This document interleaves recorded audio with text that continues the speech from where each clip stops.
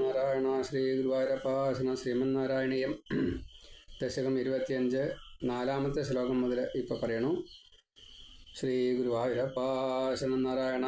ഓം ഉത്സർപ്പദ്വലിഭംഗഭീഷണഹനും ഹ്രസ്വസ്ഥവീയസ്തരഗ്രീവം പ്രീവരദോ ശതോദ്ഗതനഖ ക്രൂരാംശു ദൂരോൽബണം വ്യോമോല്ലംഘി ഖനാഖനോപമഖന പ്രധ്വാന നിർധാവിത സ്പർദ്ധാലു പ്രകരം നമാമി ഭവതസ്തം നാരസിംഹം വപൂ.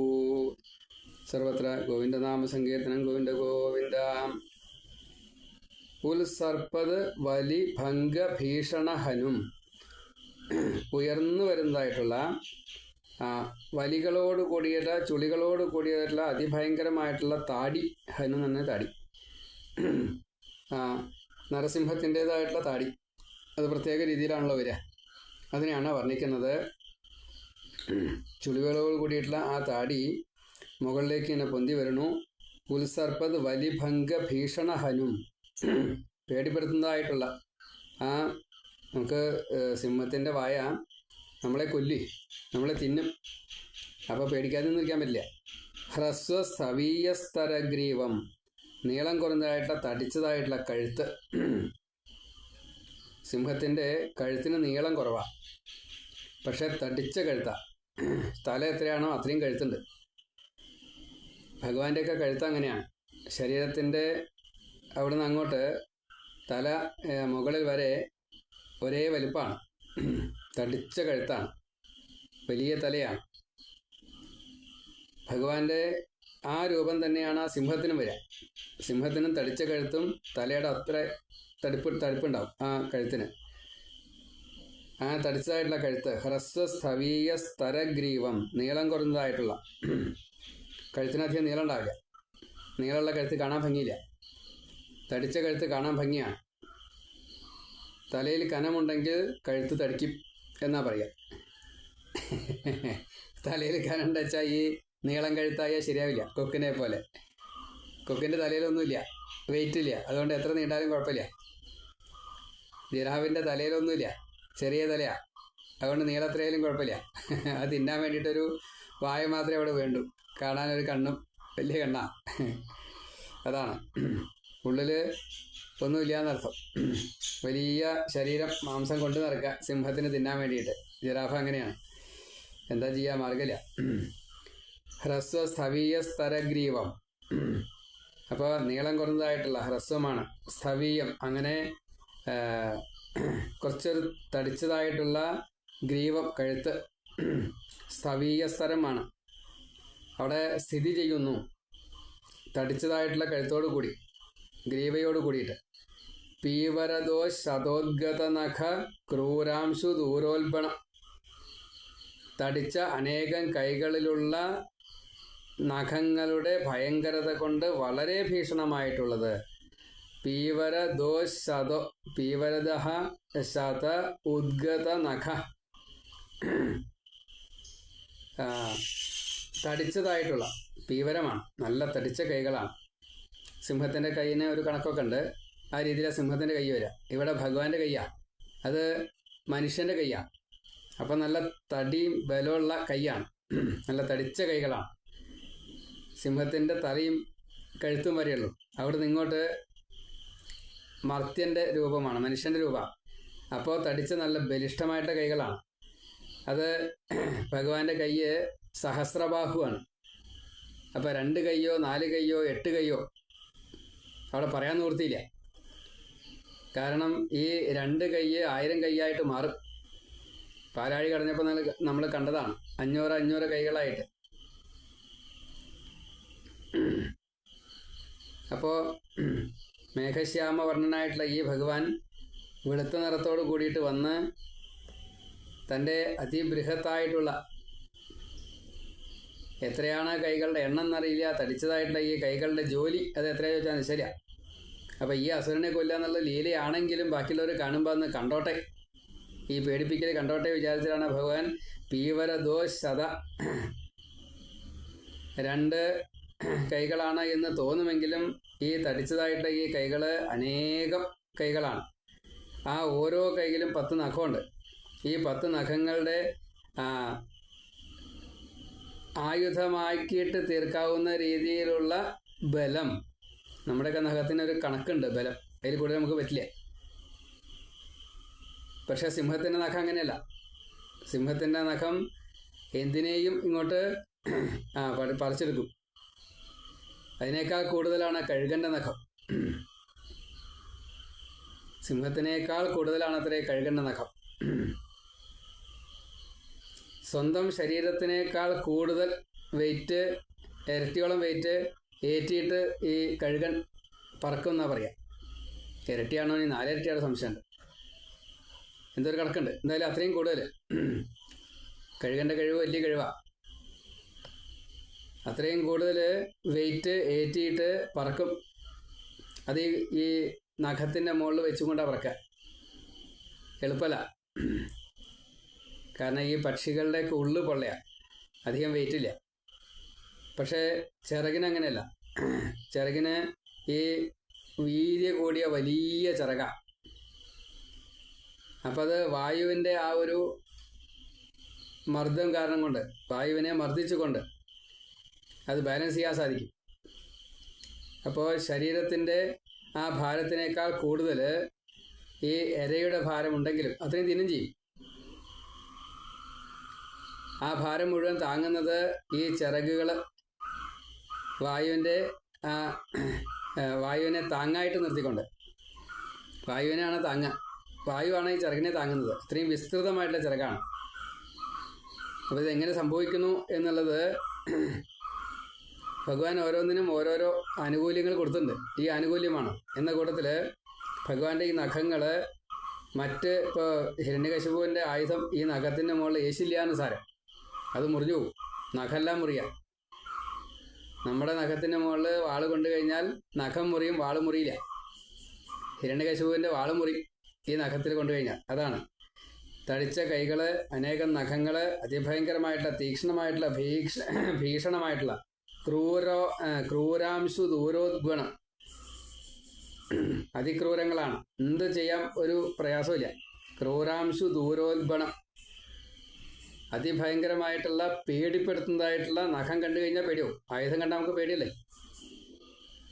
പിന്നെയോ വ്യോമ ഉല്ലംഘി ഖനാഖന ഉപമ ഖന പ്രധ്വാന നിർധാവിത സ്പർദ്ധാലു പ്രകരം. വ്യോമ ഉല്ലംഘി, ആകാശത്തെ കടന്നു പോകുന്നതായിട്ടുള്ള ഖനാഖന. സംവർത്ത മേഘങ്ങൾ എന്ന് പറഞ്ഞു കഴിഞ്ഞാൽ പ്രളയകാല മേഘങ്ങൾ എന്നാണ്. ആ പ്രളയകാല മേഘങ്ങളെ പോലും ചെറുതാക്കിക്കൊണ്ട്, ആകാശത്തെ കടന്നു പോകുന്ന സംവർത്ത മേഘങ്ങളെ ചെറുതാക്കിക്കൊണ്ട്, അല്ലെങ്കിൽ അതിന് തുല്യമായിട്ടുള്ള ഇടിശബ്ദം, ഇടിമിന്നല്, ഇടിശബ്ദം. വ്യോമ ഉല്ലംഘി ഖനാഖന ഉപമ പ്രധ്വാന നിർധാവിത സ്പർദ്ധാലു പ്രകരം. ഈ ഖനാഖന, ഉപമ, ഖന, പ്രധ്വാന, അതിൻ്റെ തുല്യമായിട്ടുള്ള അല്ലെങ്കിൽ അതിനേക്കാൾ കൂടുതലായിട്ടുള്ള ഇടിനാദത്തെ കൊണ്ട്, പ്രധ്വാനം, ധ്വനി, ധ്വനി എന്ന് പറഞ്ഞ ശബ്ദമാണ്. പ്രധ്വാനം, വലിയ ശബ്ദം ഉണ്ടാക്കിക്കൊണ്ട്, അത് ഖനമുള്ളതായിട്ടുള്ള പ്രധ്വാനം, ഖനമുള്ള ശബ്ദത്തെ ഉണ്ടാക്കിക്കൊണ്ട്. നിർധാവിത, അങ്ങനെ ഓടിപ്പിക്കപ്പെട്ടതായിട്ടുള്ള ഈ മേഘങ്ങളെ ഓടിച്ചു. എന്നിട്ടോ സ്പർദ്ധാലു പ്രകരം, ശത്രുക്കളുടെ കൂട്ടത്തോടു കൂടിയതുമായിട്ടുള്ള. എന്തൊക്കെ ശത്രുക്കളാ? ഭഗവാന്റെ കണ്ണ് കണ്ടാൽ പേടിയാവും, കയ്യ് കണ്ടാൽ പേടിയാവും, മുഖം കണ്ടാൽ പേടിയാവും, നാവ് കണ്ടാൽ പേടിയാവും, ദംഷ്ട്ര പല്ല് കണ്ടാൽ പേടിയാവും, രോമങ്ങൾ പോലും കണ്ടാൽ പേടിയാവും. കയ്യ്, നഖം, കാല്, ശരീരം, എന്ത് കണ്ടാലും പേടിയാവും. അങ്ങനെയുള്ള ഈ ശത്രുക്കളുടെ, തനിക്ക് ശത്രുവായിട്ട് തോന്നുകയാണ് ഇതൊക്കെ നമ്മളെ കൊല്ലാനാണോ എന്ന്.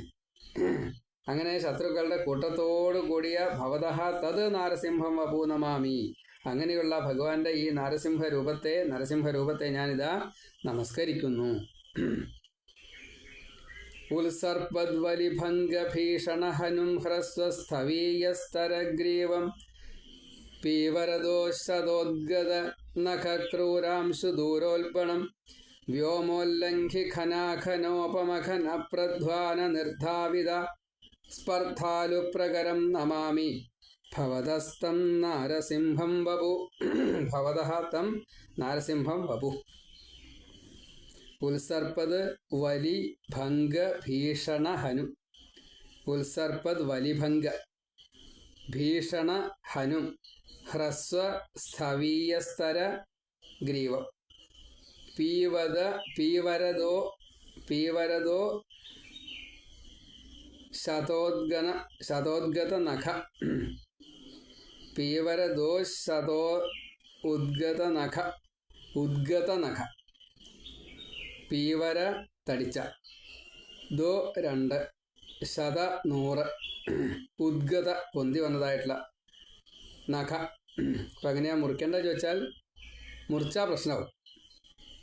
മുറിക്കാതെ കൊണ്ട് തന്നെ വായിക്കുകയാണ് വേണ്ടതെങ്കിലും പീവര ദോ ശത ഉദ്ഗത നഖ ക്രൂരാംശു ദൂരോൽബണം. ക്രൂരാംശു ദൂര ഉൽബണം. ക്രൂരാംശു ദൂര ഉൽബണം അങ്ങനെയൊക്കെ വായിക്കാം. ഏതായാലും ഓരോ വാക്കിലും എത്രയാ അതിൻ്റെ ഈ ഖനം വേണ്ടത് ചോദിച്ചാൽ നിശ്ചയ. ആകാശത്തെ കടന്നു പോകുന്ന വ്യോമോല്ലംഘി ഖനാഖന ഉപമ ഖന പ്രധ്വാന നിർധാവിത സ്പർദ്ധാലു പ്രകരം നമാമി ഭവതഃ തം നാരസിംഹം വപു. ഉത്സർപ്പത് ഉയർന്നു വരുന്നതായിട്ട് വലിഭംഗ വലികളുടെ ചുളിവുകളോട് കൂടിയിട്ട് അതിഭീഷണഹനും ഭയങ്കരങ്ങളായുള്ള പേടിപ്പെടുത്തുന്നതായിട്ടുള്ള താടിയോട് കൂടിയിട്ട് ഹ്രസ്വസ്ഥവീയ നീളം കുറഞ്ഞതായിട്ടുള്ള വളരെ തടിച്ചതായിട്ടുള്ള ഹ്രസ്വസ്ഥവീയ സ്തരഗ്രീവ അങ്ങനെയുള്ള കഴുത്തോടു കൂടിയ പീവര ദോ ശത ഉദ്ഗത നഖ ക്രൂരാംശു ദൂരോൽബണം തടിച്ചതായിട്ടുള്ള അനേകം കൈകളുള്ള ദോശതം 2 ശതം അങ്ങനെയല്ല കേട്ടോ, 2 ഭാഗത്തുമുള്ള ശതം. അതാണ് 2 ഭാഗത്തുമുള്ളതായിട്ടുള്ള 100 കണക്കിന് കൈകൾ. അതാണ് ദോ ശത ഉദ്ഗത നഖ. അതിലുണ്ടായിട്ടുള്ളതായിട്ട് നഖങ്ങൾ പുറമേക്ക് വന്നതായിട്ടുള്ള അതിഭീകരങ്ങളായിട്ടുള്ള നഖങ്ങൾ. ക്രൂരൻ എത്രത്തോളം ക്രൂരത ചെയ്യാൻ പറ്റും അങ്ങനെ. ക്രൂരാംശു ദൂരോൽപണം വളരെ ഭീഷണം പേടി ഉണ്ടാക്കുന്നതായിട്ടുള്ള. വ്യോമ ഉല്ലംഘി ഖനാഖന ഉപമ ആകാശത്തെ കടന്നു പോകുന്നതായിട്ടുള്ള സമ്പർത്തമേഘങ്ങളെ അതിൻ്റെ തുല്യമായിട്ടുള്ള ഇടിനാദം കൊണ്ട് ഖനപ്രധ്വാന നിർധാവിത അങ്ങനെയുള്ള ഈ ശബ്ദം കൊണ്ട് ഓടിക്കപ്പെട്ടതായിട്ടുള്ള ശത്രുക്കളുടെ കൂട്ടം. ഈ ശബ്ദം അങ്ങോട്ട് ഭഗവാൻ ഉണ്ടാക്കി കഴിഞ്ഞപ്പോൾ ഭഗവാനെ കണ്ടിട്ട് ഭഗവാനെ ഓരോ അവയവങ്ങളെയും കണ്ടു പേടിച്ചു. ഈ ശബ്ദം അങ്ങോട്ട് ഉണ്ടാക്കി കഴിഞ്ഞപ്പോൾ അസുരന്മാർ തളത്തിലിങ്ങനെ നിൽക്കുകയാണ്. ഹിരണ്യകശിപുവിൻ്റെ സേവകര് ഭൃത്യന്മാരായിട്ടും മന്ത്രിമാരായിട്ടും സേനാനായകന്മാരായിട്ടും സുഹൃത്തുക്കളായിട്ടും പലരും ആ തളത്തിൽ നിൽക്കുന്നുണ്ട്. ഈ ശബ്ദം അങ്ങോട്ട് ഉണ്ടാക്കിയത് കൂടിയിട്ട് ഭഗവാന്റെ അവതാരം കഴിഞ്ഞോട് കൂടിയിട്ട് ഭഗവാൻ അവിടെ വന്നിട്ട് അങ്ങോട്ട് വലുതായി കഴിഞ്ഞപ്പോൾ ഈ രൂപത്തെ കണ്ടു. അതിഭീകരമായിട്ടുള്ള രൂപമാണ്. മേഘം എങ്ങനെയാണോ ചിന്നിച്ചതറുന്നത് അതേപോലെ അവിടുന്ന് അങ്ങോട്ട് ഓടിപ്പോയി. എവിടേക്കൊക്കെയാണ് ഓടിപ്പോയി ചോദിച്ചാൽ ശരി അങ്ങനെ ഓടിപ്പോയി. പെട്ടെന്ന് ഒരു സാധനം ജനക്കൂട്ടത്തിലേക്ക് വന്നങ്ങോട്ട് വീഴുമ്പോൾ എങ്ങനെയാണോ ജനം അങ്ങോട്ടും ഇങ്ങോട്ടും ഓടിപ്പോകുന്നത് അതേപോലെ ഈ ഭഗവാന്റെ ഈ രൂപം കണ്ടതോട് കൂടിയിട്ട് ഭഗവാൻ ആ ഭൂമിയിലേക്ക് അവതരിച്ചപ്പോൾ ആ സമയത്ത് അതിഭീകരമായിട്ടുള്ള ഓരോരോ അംഗങ്ങളെയും അവയവങ്ങളെയും കണ്ടപ്പോൾ അതിൽ നിന്നുണ്ടാകുന്നതായിട്ടുള്ള ഭീഷണി തൻ്റെ ജീവന്റെ ഓരോരുത്തരുടെയും ജീവനെ ഇതുപോലെ ഹനിക്കും. ഇത് ഉറപ്പായപ്പോൾ ഓരോരുത്തരും എവിടേക്ക് പിൻവാങ്ങി, എവിടേക്കാ ഊളിയിട്ട് പോകാൻ പറ്റുക. ചിലർ നേരെ പാതാളത്തിലേക്ക് പോയി, ചിലർ ആ സ്ഥലം വിട്ടുപോയി, ഭഗവാന്റെ കൈ എത്താത്ത രീതിയിൽ ചിലർ വിട്ടുപോയി. അങ്ങനെ ഓരോരുത്തർ ഓരോ തരത്തിൽ ഏതായാലും അവിടെ നിന്ന് പലായനം ചെയ്തു. കൂട്ടത്തോടു കൂടിയുള്ള അങ്ങയുടെ ഈ ശത്രുക്കൾ മുഴുവൻ ഓടിക്കപ്പെട്ടു, ഭഗവാനാൽ ഓടിക്കപ്പെട്ടു. അങ്ങനെയുള്ള ഭവതഃ തത് നാരസിംഹം വപു. മേൽപോട്ടിങ്ങനെ ഉയർന്ന് നിൽക്കുന്നതായിട്ടുള്ള മടക്കുകൾ, അതേപോലെ ചുളിവുകൾ, അതിഭയങ്കരമായിട്ടുള്ള താടി, അതേപോലെ നീളം കുറഞ്ഞതായിട്ടുള്ള തടിച്ചതായിട്ടുള്ള കഴുത്ത്, പിന്നെ തടിച്ചതായിട്ടുള്ള കൈകളുടെ നൂറുകണക്കിനുള്ള കൈകളുടെ നഖങ്ങളുടെ അതിക്രൂരമായിട്ടുള്ള പ്രവൃത്തി ചെയ്യാൻ സാധിക്കുള്ള അതിബലവത്തായിട്ടുള്ള ആ നഖത്തിൽ നിന്നൊരു രശ്മി പുറമേക്ക് വരുന്നുണ്ട്. ആ രശ്മി അംശുക്കളാൽ, അംശം എന്ന് പറഞ്ഞാൽ രശ്മി എന്നൊരർത്ഥമുണ്ട്. അങ്ങനെയുള്ള ഈ ഭഗവാന്റെ കാലുകളിലേക്ക് നമസ്കരിക്കുമ്പോൾ നമുക്ക് ആ 10 നഖങ്ങളിൽ നിന്നും നമുക്കുണ്ടാവുന്ന ശീതള രശ്മി, അത് ചന്ദ്രൻ്റെ പൗർണമി ചന്ദ്രൻ്റെ ശീതളരശ്മി പോലെയാണ് വരിക എന്നാ പറയുക. ഇവിടെ സൂര്യൻ്റെ നൂറുകണക്കിന് ആയിരക്കണക്കിനുള്ള സൂര്യൻ്റെ അതിതീക്ഷ്ണമായിട്ടുള്ള രശ്മികളെ പോലെ, അംശുക്കളെ പോലെ ഈ നഖങ്ങളിൽ നിന്ന് വരണു. മാത്രമല്ല അത് അത്യധികം ഭീഷണമാണ്, പേടിപ്പെടുത്തുന്നതാണ്. ആകാശത്തെ പോലും വിറപ്പിക്കുന്ന രീതിയിൽ, ആകാശത്തിലുള്ള മേഘങ്ങളെയൊക്കെ ചിന്നിച്ചതറിക്കുന്ന രീതിയിൽ. മാത്രമല്ല ഈ കൽപ്പാന്തകാലത്തിൽ, കൽപ്പത്തിൻ്റെ അന്തകാലത്തിൽ, അവസാന കാലത്തിൽ സംവർത്തമേഘങ്ങൾ എങ്ങനെയാണോ ഇടിമിന്നൽ തുടങ്ങിയുള്ള കാര്യങ്ങളൊക്കെ ഇടിശബ്ദമൊക്കെ ഉണ്ടാക്കുന്നത്, അതേപോലെ ഭഗവാന്റെ ഈ ഗർജനം കേട്ടതോട് കൂടിയിട്ട് ഈ ഭഗവാനോട് ശത്രുതയോട് കൂടി നിൽക്കുന്നതായിട്ടുള്ള ഓരോ അസുരന്മാരും, ഹിരണ്യകശിപുവിൻ്റെ സഹായികളായിരുന്ന ഭഗവാന്റെ ശത്രുക്കളായിട്ടുള്ള ഓരോരുത്തരും അങ്ങോട്ടും ഇങ്ങോട്ടും എങ്ങനെ പോയി ചോദിച്ചാൽ മനസ്സില്ല. ചിലർ കൂട്ടത്തോട് കൂടിയിട്ട് പോയി, ചിലർ ഒറ്റയ്ക്ക് പോയി, ചിലർ വളരെ കൂടുതൽ അകലേക്ക് പോയി, ചിലർ പാതാളം വരെ പോയി, ചിലർ ഭഗവാന്റെ അടുത്ത് എത്താത്ത രീതിയിൽ ലേശം അധികം അകലെ മാറി നിന്നുകൊണ്ട് ഇങ്ങനെ അട്ടഹസിച്ചതായിട്ടുള്ള ഭഗവാന്റെ തിരുരൂപത്തെ കണ്ടുകൊണ്ട് ആ ഭഗവാനെ ഇതാ ഞാൻ നമസ്കരിക്കുന്നു. ഉത്സർപ്പദ്വലിഭംഗഭീഷണഹനും ഹ്രസ്വസ്ഥവീയസ്തരഗ്രീവം പീവരദോഷതോദ്ഗതനഖക്രൂരാംശുദൂരോൽബണം വ്യോമോല്ലംഘിഖനാഖനോപമഖനപ്രധ്വാനനിർധാവിതസ്പർദ്ധാലുപ്രകരം നമാമി ഭവതസ്തം നാരസിംഹം വപു. ഒന്നുകൂടി മുറിക്കാൻ പറ്റുമെന്ന് നോക്കാം. മുറിക്കൽ എളുപ്പമല്ല, അതുകൊണ്ട. ഉത്സർപ്പത് വലി ഭംഗ ഭീഷണ ഹനും ഹ്രസ്വ സ്ഥവീയ സ്തര ഗ്രീവം പീവര ദോ ശത ഉദ്ഗത നഖ ക്രൂരാംശു ദൂര ഉൽബണം ക്രൂരാംശു ദൂര ഉൽബണം വ്യോമ ഉല്ലംഘി ഖനാഖന ഉപമ ഖന പ്രധ്വാന നിർധാവിത സ്പർദ്ധാലു പ്രകരം നമാമി ഭവതഃ തം നാരസിംഹം വപു. ഇപ്പോൾ വല്ലാത്തൊരു സംയോജനമാണ് അക്ഷരങ്ങളുടെ. ഇത് വേറെ പ്രാണായാമമൊന്നും വേണ്ട, ഈ അവതാരം വായിച്ചാൽ മതി. ഇങ്ങനത്തെ ശ്ലോകങ്ങളെ തിരഞ്ഞെടുത്ത് വായിച്ചാൽ മതി. അക്ഷരശ്ലോകത്തിന് ഈ അധ്യാപകർക്ക് കൂടി, മാർക്കിടുന്ന ആൾക്ക് കൂടി മനസ്സിലാവാത്ത രീതിയിൽ നല്ലോണം ഉറപ്പിച്ച് ചൊല്ലുക, അക്ഷരസ്ഫുടതയോട് കൂടിയിട്ട് ചൊല്ലുക. നീട്ടു നിന്നിട്ട് ബലേ എന്ന് പറയണം അധ്യാപകൻ, അങ്ങനെ ചൊല്ലണം. ഉത്സർപ്പദ്വലിഭംഗഭീഷണഹനും ഹ്രസ്വസ്ഥവീയസ്തര ഗ്രീവം പീവരദോഷതോദ്ഗത നഖക്രൂരാംശു ദൂരോൽബണം വ്യോമോല്ലംഘിഖനാഖനോപമഖന പ്രധ്വാന നിർധാവിത സ്പർദ്ധാലു പ്രകരം നമാമി ഭവതസ്തം നാരസിംഹം വപു. ഇനി 5ാമത്തെ ശ്ലോകം. നൂനം വിഷ്ണുരയം നിഹന്യമുമിതി ഭ്രാമ്യദ്ഗദാഭീഷണം ദൈത്യേന്ദ്രം സമുപാദ്രവന്തം അധൃധാ ദോർഭ്യാം പൃഥുഭ്യാമമും വീരോ നിർഗളിതോഥ ഖഡ്ഗഫലകൗ ഗൃഹ്ണൻ വിചിത്രശ്രമാൻ വ്യാവൃണ്ണൻ പുനരാപപാദഭുവനഗ്രാസോദ്യതം ത്വാമഹോ. അയം വിഷ്ണുഃ നൂനം അമും നിഹന്മി ഇതി ഭ്രാമ്യത് ഗദാഭീഷണം സമുപാദ്രവന്തം അമും ദൈത്യേന്ദ്രം പൃഥുഭ്യാം ദോർഭ്യാം അധൃധാഃ വീരഃ അധ നിർഗളിതഃ ഖഡ്ഗഫലകൗ ഗൃഹ്ണൻ വിചിത്രശ്രമാൻ വ്യാവൃണ്ണൻ പുനഃ ഭുവനഗ്രാസോദ്യതം ത്വാം ആപപാദ അഹോ. അന്നയോ അയം വിഷ്ണുഹു നൂനം, ഇത് വിഷ്ണു തന്നെയാണ് ഉറപ്പ്. അമും നിഹന്മി, ഇവനെ ഞാൻ കൊല്ലും. ഹിരണ്യകശിപുവിൻ്റെ മനോഭാവമാണ്. ആദ്യം പേടിച്ചു. പേടി കഴിഞ്ഞപ്പോൾ ആ ഭീരുത്വ ഭാവത്തിൽ നിന്നും ഭീരുത്വത്തെ മറയ്ക്കാൻ വേണ്ടിയിട്ട് ഇതെൻ്റെ കാലം തന്നെയാണ്, ഞാൻ ഈ വിഷ്ണുവിനെ വധിക്കുക തന്നെ ചെയ്യും, നിശ്ചയിച്ചു. അയം വിഷ്ണുഹു നൂനം അമും നിഹന്മി ഇതി ഭ്രാമ്യത് ഗദാഭീഷണം, ചുഴറ്റുന്നതായിട്ടുള്ള ഗത കൊണ്ട് ഭയങ്കരനായിട്ടുള്ള, അവിടെ കശ്യപൻ കൊടുത്താണ് ഗതയും വാളുമൊക്കെ. ആ ഗത ഇങ്ങനെ ചുഴച്ചിക്കൊണ്ട്, ഗതയുടെ പ്രത്യേകത തന്നെ അതാണ്, 1000 മുനകളാണ്. ഭഗവാന്റെ കൗമോദികി എന്നുള്ള ഗതയ്ക്ക് 1000 മുനയാണ്.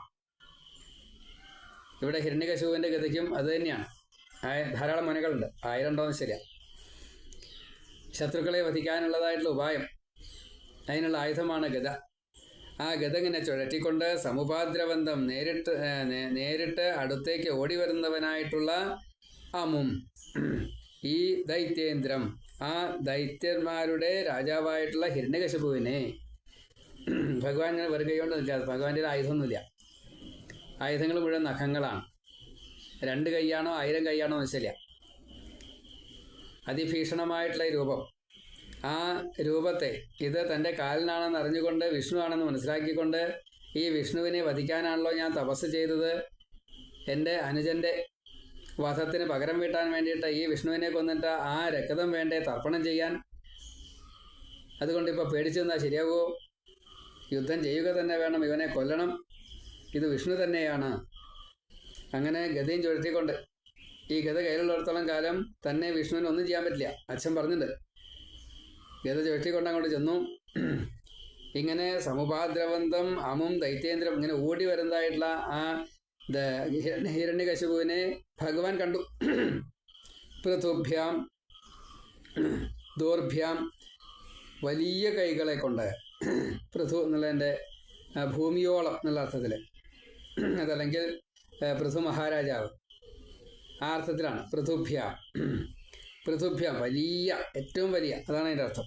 ദോർഭ്യാം കൈകളെ കൊണ്ട്, 2 കൈകളെന്ന് കൂട്ടണ്ട, എത്ര കൈകളാച്ച അത്ര കൈകൾ, അത്രയും കൈകളെ കൊണ്ട് അധൃതാഹ, ചിലർ പറയും 4 കൈയേ ഉള്ളൂ എന്ന്. അങ്ങനെയൊന്നുമില്ല. 2 കൈ, 4 കൈ, 8 കൈ, പിന്നെ എത്ര കൈയാച്ച അത്ര കൈ, സഹസ്രം, എവിടെ വേണിച്ചാൽ മുറിക്കാം.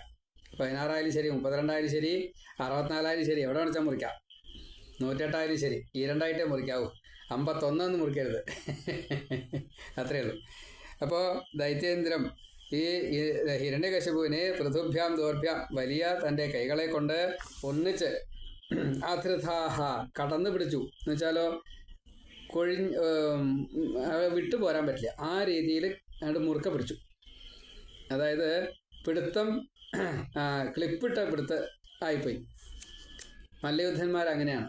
മല്ലയുദ്ധം ചെയ്യുന്ന സമയത്ത് അങ്ങോട്ട് പിടിച്ചു കഴിഞ്ഞാൽ ആ പിടുത്തം, പിടിക്കലും വിടലും ഒരു പ്രത്യേക രീതിയിലുള്ള ഒരു ആയോധന മുറയാണ്.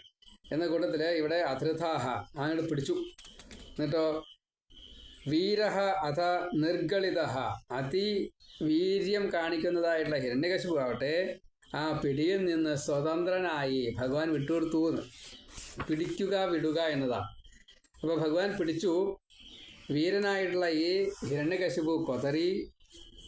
ഭഗവാൻ ആ സമയത്ത് ഇവൻ ജയിച്ചു എന്ന് കാണിക്കണമല്ലോ, നിലയിലെ യുദ്ധം ഉണ്ടാവുള്ളൂ. അപ്പം അതുകൊണ്ട് ഭഗവാൻ എന്ത് ചെയ്തു, ലീലയാ അത് വിട്ടുകൊടുത്തു. അപ്പോൾ കൊതറിയിട്ട് താൻ സ്വയം ഭഗവാന്റെ പിടുത്തത്തിൽ നിന്നും വിട്ടുപോകുന്നു എന്ന് ധരിച്ചു. ഖഡ്ഗഫലകവും, ഫലകം എന്ന് പറഞ്ഞു കഴിഞ്ഞാൽ നമ്മളിപ്പോൾ പലക, അവിടെ വാളും പരിചയം. അപ്പോൾ വാളും പരിചയം എടുത്തിട്ട് ഖഡ്ഗഫലകവും ഗൃഹൻ, വാളും പരിചയം എടുത്തു. അപ്പോൾ ഗത കയ്യിൽ നിന്ന് പോയിണ്ടാവും. വാളും പരിചയം എടുത്തു ഹിരണ്യകശിപു. എന്നിട്ടോ വിചിത്ര ശ്രമാൻ, അനവധി ആയോധന മുറകൾ ഗുരുവിൽ നിന്ന് പഠിച്ചിട്ട് മാത്രമല്ല സ്വയമേവ ഉണ്ടാക്കിയിട്ടുണ്ട്, ക്രിയേറ്റഡ് ആണ്. അത് മുഴുവൻ ചെയ്തു, ചെയ്യാൻ വേണ്ടിയിട്ട് ഒരുങ്ങിയെന്ന് സാരം. വിചിത്ര ശ്രമാൻ, പല യുദ്ധമുറകളെ ചെയ്തു. വ്യാവൃണ്ണൻ, അതെല്ലാം പ്രകടിപ്പിച്ചു.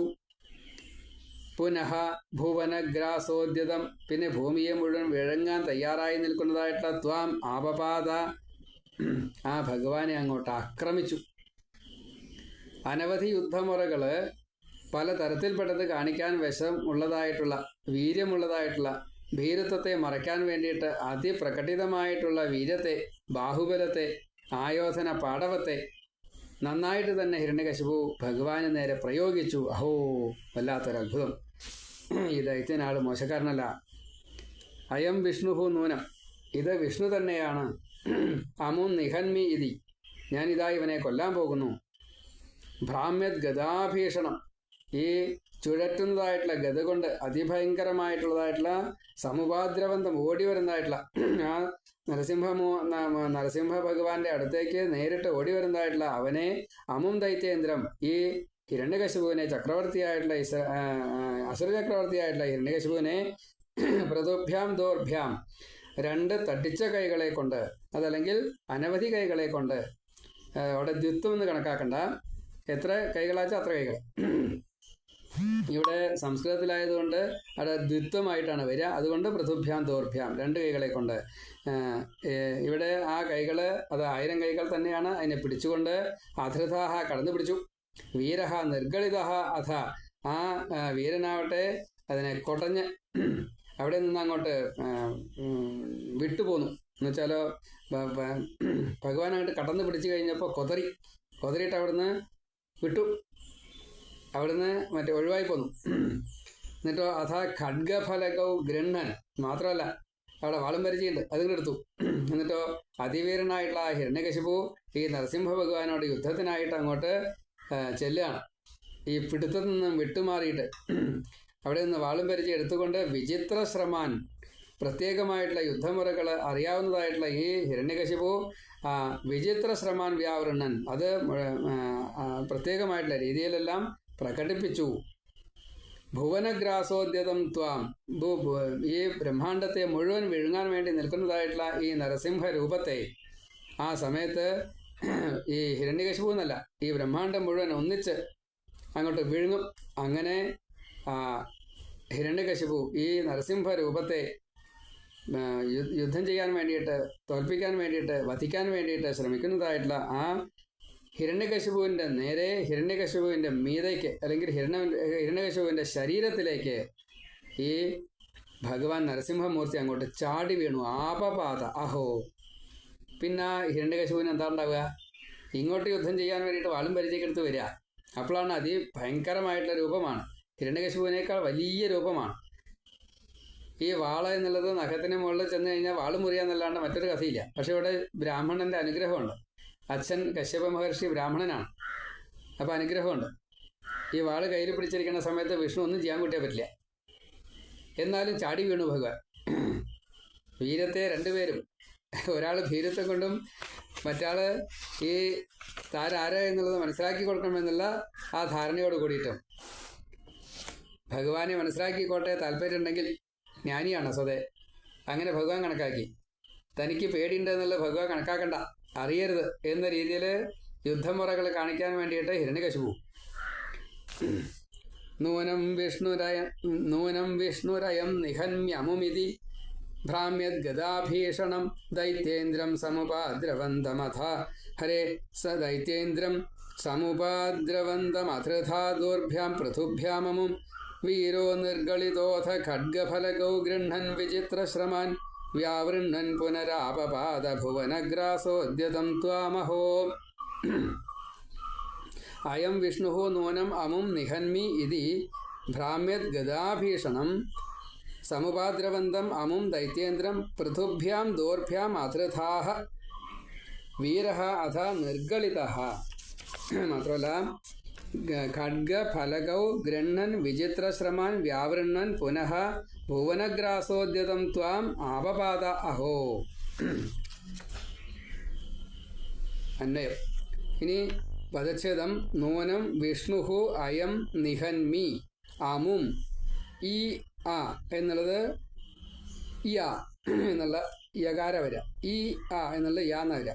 നിഹന്മി അമും, അവിടെ ഉ എന്നുള്ള മുറുക്കം, അവിടെ രണ്ട് മകാരം കാണാം. നിഹന്മി അമും ഇതി, നിഹന്മി അമും ഇതി, നിഹന്മി അമും ഇതി, നിഹന്മി അമും ഇതി. ഭ്രാമ്യത് ഗദാ ഭീഷണം ദൈത്യേന്ദ്രം, ദൈത്യ ഇന്ദ്രം ദൈത്യേന്ദ്രം മുറിക്കാറില്ല. സമുപാദ്രവന്തം അധൃഥാഹ ദൂർഭ്യാം പൃഥുഭ്യാം അമും വീരഃ നിർഗളിതഃ അഥ ഖഡ്ഗഫലകൗ ഗൃഹ്ണൻ വിചിത്രശ്രമാൻ വ്യാവൃണ്വൻ പുനഃ ആപപാത ഭുവനഗ്രാസോദ്യതം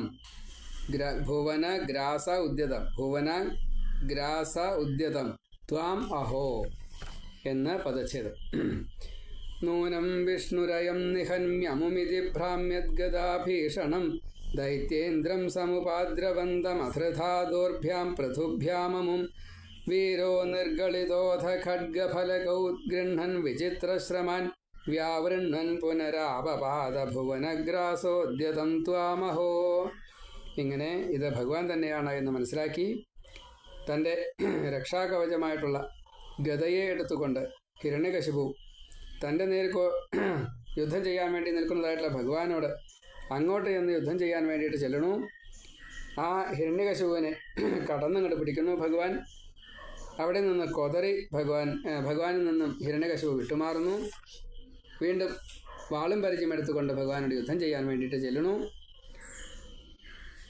ഭഗവാൻ ആ സമയത്ത് എല്ലാവിധ യുദ്ധവീര്യങ്ങളെയും നിഷ്പ്രഭമാക്കിക്കൊണ്ട് ഈ തന്നെ വെട്ടാനും യുദ്ധം ചെയ്യാനും വന്നതായിട്ടുള്ള ഹിരണ്യകശിപുവിൻ്റെ മീതയ്ക്ക് ഈ പ്രപഞ്ചത്തെ മുഴുവൻ വിഴുങ്ങാൻ പാകത്തിൽ അസുരൻ്റെ ദൈത്യൻ്റെ ആ ശത്രുവിൻ്റെ മേലേക്ക് അങ്ങോട്ട് ഭഗവാൻ വീണു. വല്ലാത്തൊരു ആശ്ചര്യം തന്നെ എന്ന് 5-ാമത്തെ ശ്ലോകം. 4ഉം 5ഉം 2 ശ്ലോകങ്ങളാണ് ഇപ്പോൾ പറഞ്ഞത്. ഇനി അടുത്ത ശ്ലോകം അടുത്തേരെ പറയാം. സർവത്ര ഗോവിന്ദനാമ സങ്കീർത്തനം. ഗോവിന്ദ ഗോവിന്ദ നാരായണ നാരായണ.